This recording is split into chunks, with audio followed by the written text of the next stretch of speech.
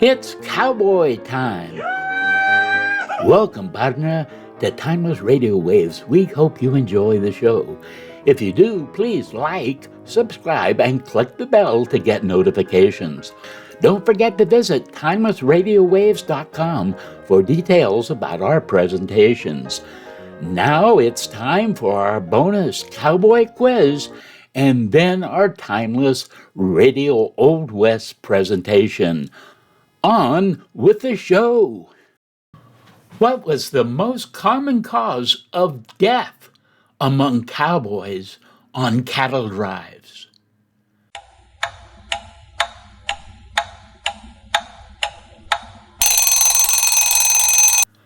Drowning while crossing rivers.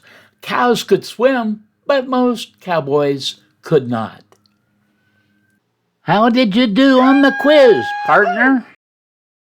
Now our Old West program, curated, edited, and enhanced by Timeless Radio, waves.com.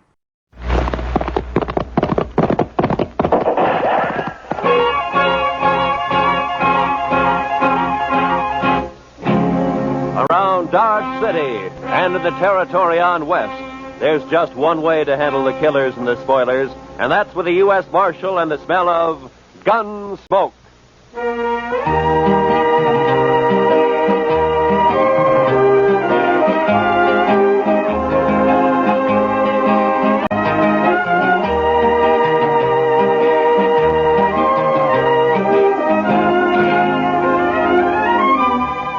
Gunsmoke, starring William Conrad. The story of the violence that moved west with young America. The story of a man who moved with it. Matt Dillon, United States Marshal.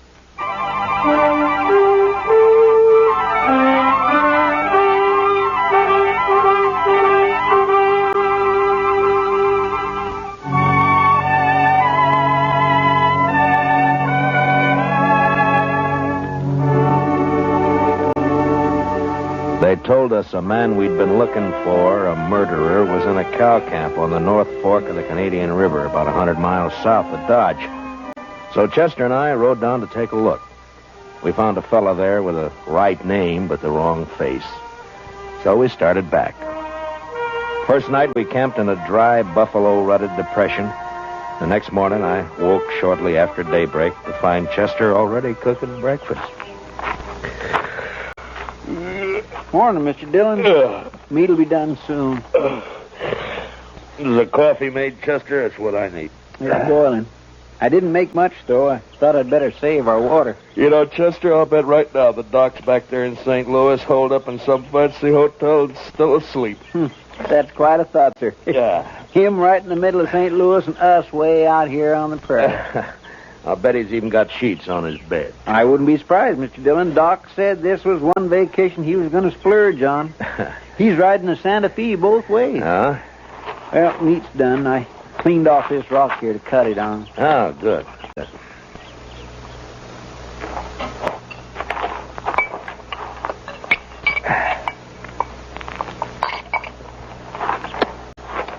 Well, you got it warm anyway, Chester. Well, now, meat shouldn't be overcooked, Mr. Dillon.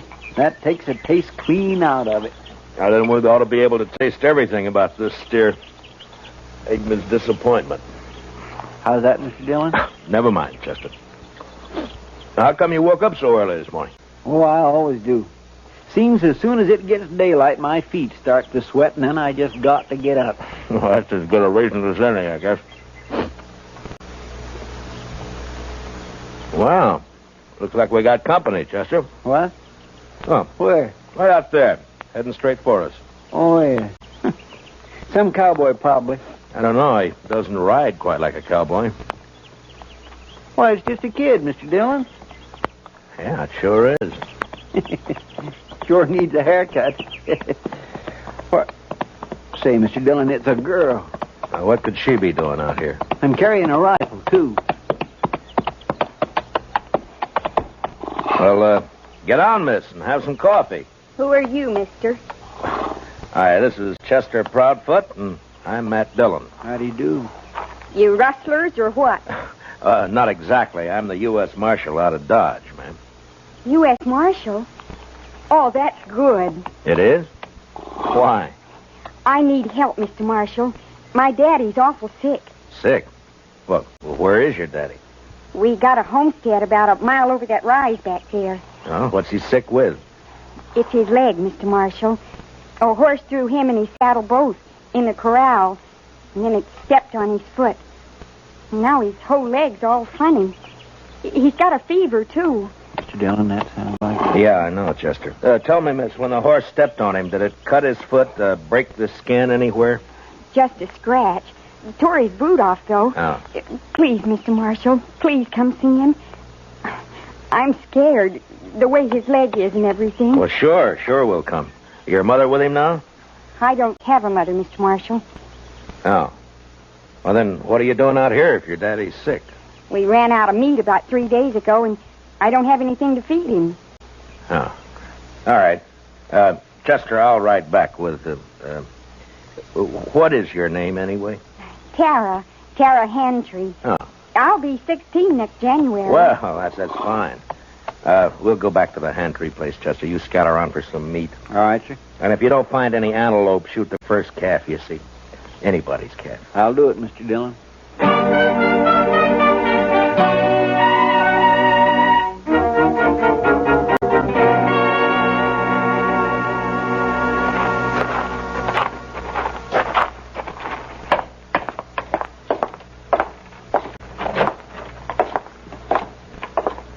He's in the sleeping room, Mr. Marshal. No.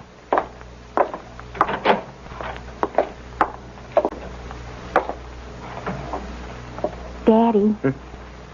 Daddy, I found a man, and he's going to help us. And, Daddy, he's a marshal, a U.S. marshal. Matt Dillon, Mr. Hantry. How are you feeling? Dillon? I've heard of you. You're from Dodge, aren't you? That's right. Well, Marshal, I ain't feeling so good. My foot don't hurt no more, but it and my leg is all sort of... Well, it ain't pretty. I don't know much about these things, but maybe I better take a look at it anyway, huh? Sure, Marshal. There she is. All right, you can cover it up. I was in the war, Marshal. I know what gangrene is. Guess you do, too, huh? Yeah. Well, the first thing, a friend of mine is out getting you some meat, and then we'll load you in your wagon. And Ben took the wagon. What? Ben Warling. He took the wagon when Daddy got hurt. Said he'd find a doctor and bring him back. Who's Ben Walling? Oh, he's been sort of working here, Mr. Marshal. I should have run him off long ago. That's what. Well, where is he? What'd he take the wagon for? Where's he going to find a doctor around here anyway? Closest doctor's in Dodge I know of. Yeah, and he's in St. Louis, and he won't be back for a couple of weeks. I couldn't get to him anyway. Well, tell me, when did this happen? About 6 days ago, Mr. Marshal. Uh-huh. Ben left the day after. Well, you think he's coming back? Did he steal the wagon or what? He comes back here and me not able to get around. I don't know what I'll do. I ought to take a bullwhip to now, him. Take it easy, Just a Mr. Hantry. bullwhip. Take it. He won't cause any trouble, so don't you get all worked up. Tara, we'll let him get some rest, huh? All right. We'll have some food for you soon, Mr. Hantry. I ain't very hungry. Tara, what's he so riled up about this Ben Walling for? What's between them? Oh, it's nothing, Mr. Marshal. Daddy's sick and... That's all. Look, Tara, you asked me to help you, didn't you? Yes, but... You trust me, don't you? All right, Mr. Marshal. Daddy hates Ben because Ben... Well, Ben likes me. Oh, I see. He even wanted to marry me. Said he would. How do you feel about Ben, Tara? You like him? No. Of course, it's time I had a man and all that, but... I'm afraid of Ben, Mr. Marshal. It's like there's something wrong with him. He's always sneaking around when you don't expect him. Makes me uneasy, like. Well, we won't worry about Ben now. You stay here in case your daddy wants anything. I'll go outside and wait for Chester. Mr. Marshall, Hmm? I'm awful glad you're here. We'll see it through, Tara. Don't you worry. I won't. Now.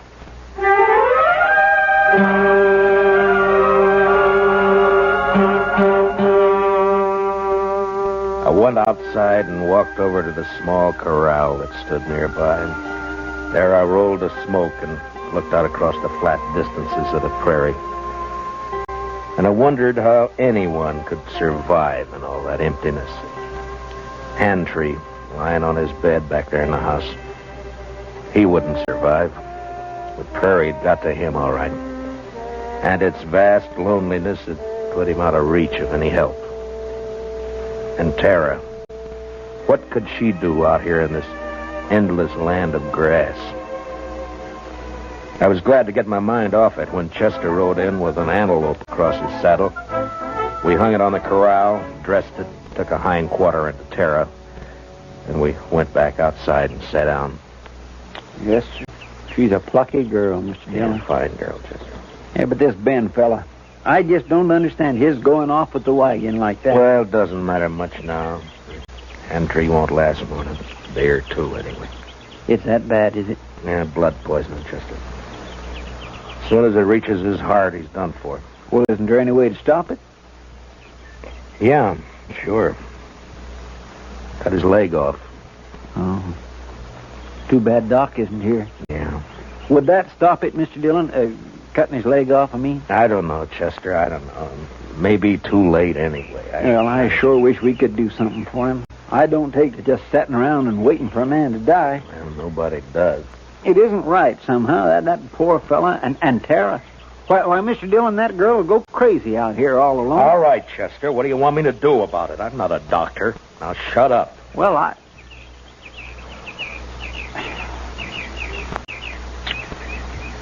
Mr. Dillon, you could do it. I know you could. Do what? Be a doctor.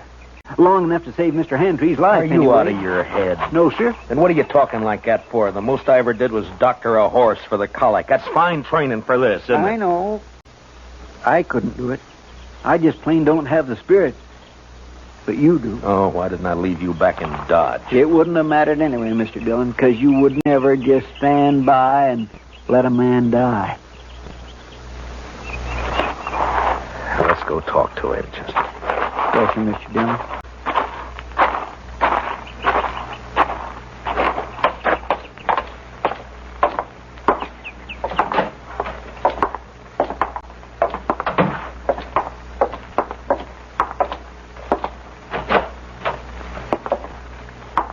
Daddy's fever's worse, Mr. Marshall.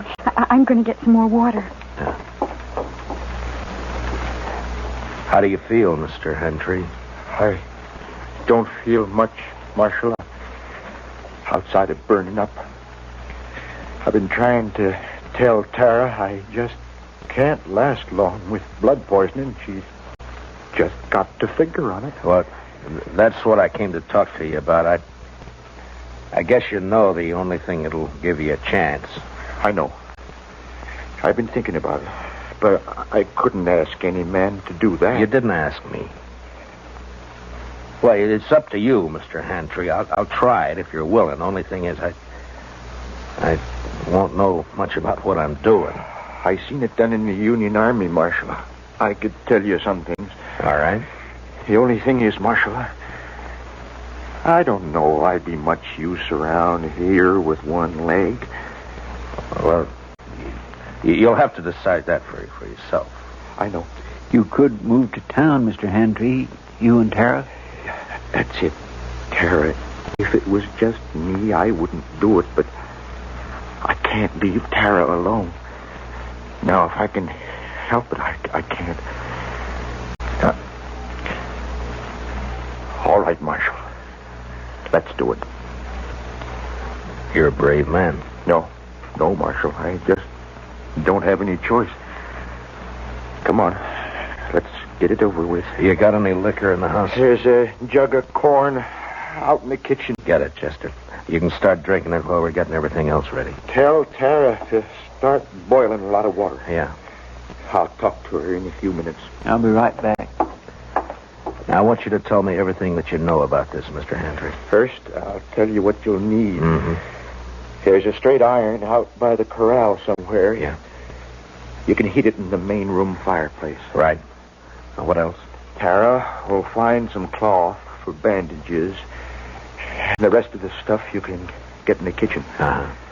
The only thing worrying me is what'll we use to tie off the arteries with? Plain thread won't hold. What?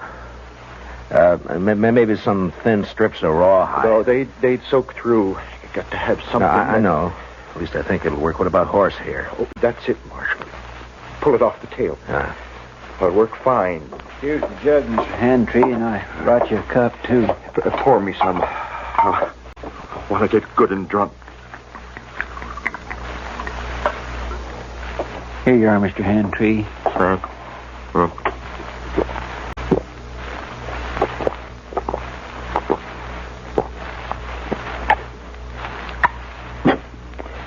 You know, I ain't been drunk in the daytime since we got the news about President Lincoln in the spring of 65. You better have your talk with Tara before that takes hold. Ask her to come in, will you?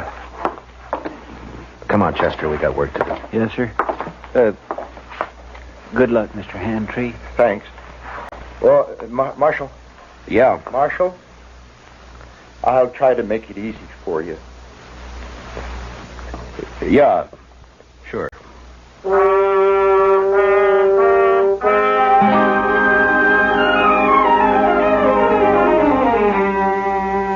Shortly after noon, I operated. Whether it was the corn whiskey or his own hard courage, I don't know, but Hantry never whimpered. Chester stood outside the door and brought me whatever I needed. Tara waited in the kitchen, boiling more water and thinking her own thoughts. Maybe it was harder on her than any of us. And toward the end, Hantry mercifully passed out. When I'd finally finished bandaging him, I was kind of faint myself. I'd done everything I could. I just hoped I'd done it right. How is he, Mr. Dillon? You'll have to clean up in there, Chester. I've got to get outside for some air. Yes, sir, I'll do it. And put that fire out. It's hot enough around here. I don't know how you did it, Mr. Dillon. Tara? Tara, will you come on outside for a while?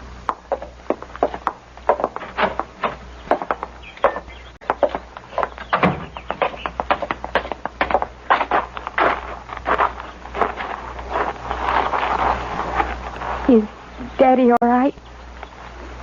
Is he all right, Mr. Marshal? It's all over, Tara. We'll just have to wait and see now.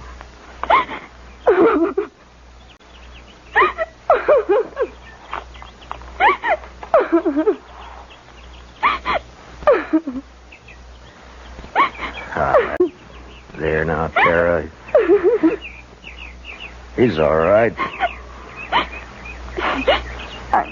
I'm sorry, but it took so long. I thought you'd never finish. He didn't feel much, Tara. The corn liquor worked fine. Fine.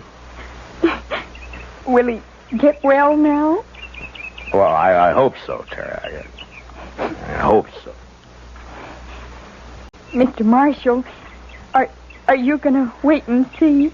Oh, now, Tara, you don't have to worry about that, Chester, and I'll be here as long as you need us. I just wanted to be sure. Can I go see Daddy now? Well, as soon as Chester comes out, Tara, then you can. All right. I'll wait, Mr. Marshal.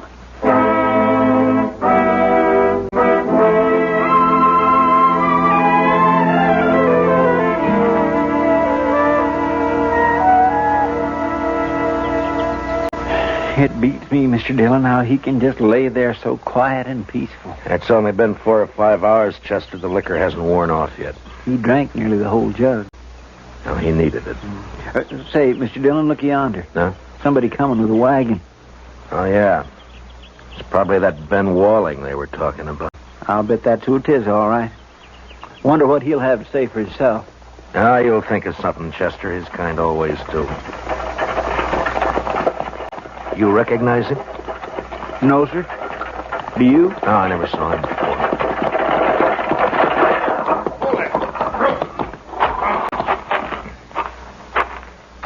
Hello.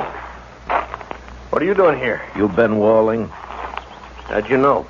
The Hantrys, they've been wondering about you. Oh, yeah, sure. How's old Hantry, anyway? He's all right. He is, huh? You've been gone a long time, Ben. Where were you? I don't know you, mister, but you sure ask a lot of questions. You can answer them one at a time. Now, where were you? Who are you, anyway, mister? I'm a U.S. Marshal. Ain't no U.S. Marshals around here. There is now. Generally, I'm in Dodge. Your name Dillon? It is.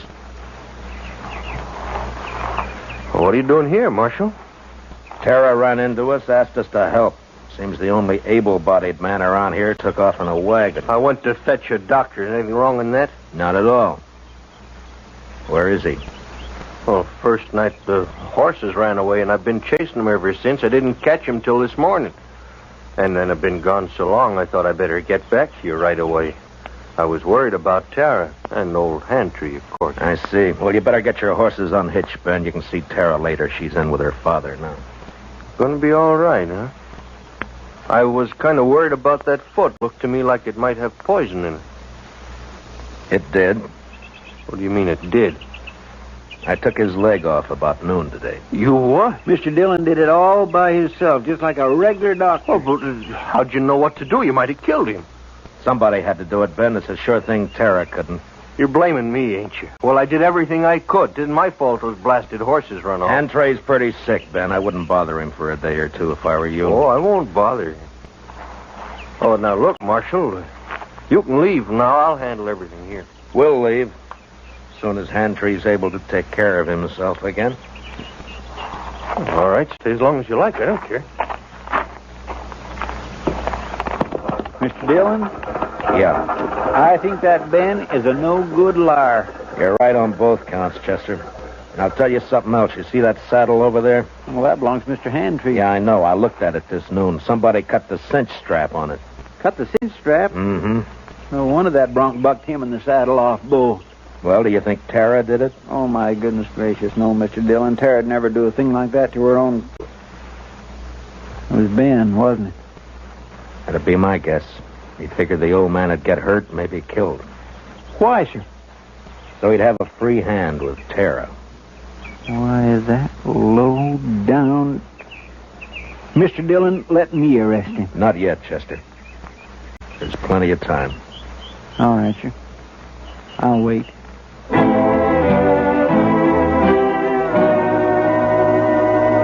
There wasn't as much time as I figured. Hantry had a bad night, and by morning he was so weak he couldn't lift his head. I tried to take his pulse, but I could hardly find it. Maybe I'd operated too late. Maybe the poison had already moved up into his body. I didn't know. I had no way of knowing. So there was nothing to do now but wait. Want some more coffee, Mr. Dillon? Yeah, thank you, Chester. We'll fill it up, huh?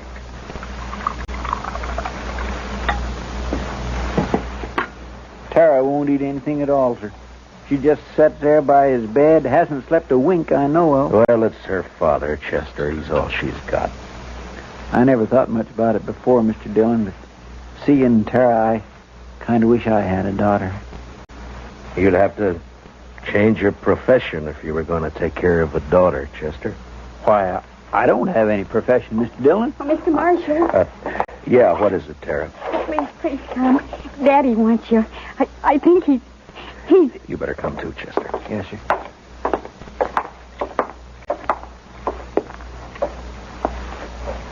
It's Matt Dillon, Mr. Hantry. Can you hear me? Marshal, I can't hold out no more. Now, don't say that. Keep fighting, man. You'll pull through. No, Marshal. I'm going to die. Oh, Daddy. Tara. It's about Tara, Marshal. Don't leave her here. Ben Walling, he's no good. he'll try to keep her. Now, don't you worry about Ben Walling, Mr. Hantry. I promise you he won't get anywhere near Tara. Now or ever. Thanks, Marshal. He's a bad one. Tara can't stay here alone. She can't work this place. It's a bad way to die. Not knowing. Now, I want you to listen to me. Listen to me now. Yeah? I promise you something else, too. I'll take care of Tara. I'll see she's all right. I'll see she's cared for. Now, I promise that. I thank you, Marshal. I sure. Where's Tara? Daddy, I'm right here. Daddy. Tara. Come on, Chester. Daddy. Daddy.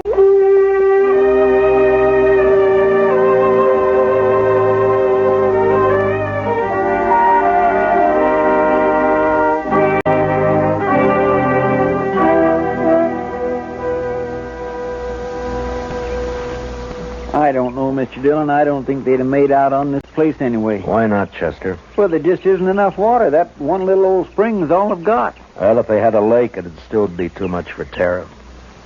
What are we going to do with her, Mr. Dillon? I don't know, Chester. We'll have to think of something, though. My, I wish she'd come out of that house. I don't like it, her in there breaking her heart. Give her a little time, Chester. She'll be all right. Don't you move a finger, either one of you. Well, Well, you're mighty careless with that rifle, Ben. Don't get smart with me, Marshal. I know what I'm doing. And what would that be? I heard you in there. Heard you promise to take Tara away. I was right by the window. I heard it all. You got a curious way of courting a girl, Ben, trying to kill her father. Yeah, and I saw you yesterday looking at that saddle, but I didn't kill him, Marshal. You did. that's a lie, Ben Walling, and Will you you know it. shut up? I won't shut up. If we'd have just got here sooner, Mr. Dillon would have saved him, that's all. It was too bad you got here at all. Because you're going to die for it. Both of you. Put the gun down, Ben. You're under arrest for attempted murder. You stay right where you are, Marshal. You know, I have an idea you've smelled powder before, Ben, and that you're afraid of it. Marshal? I have an idea that's why you tried to get Hantry like you did instead of facing him. Stop there. And right now you wish you didn't have that rifle at all, don't you, Ben? Because I might have to shoot you No, for it, huh? no, don't, Marshal. Give me that.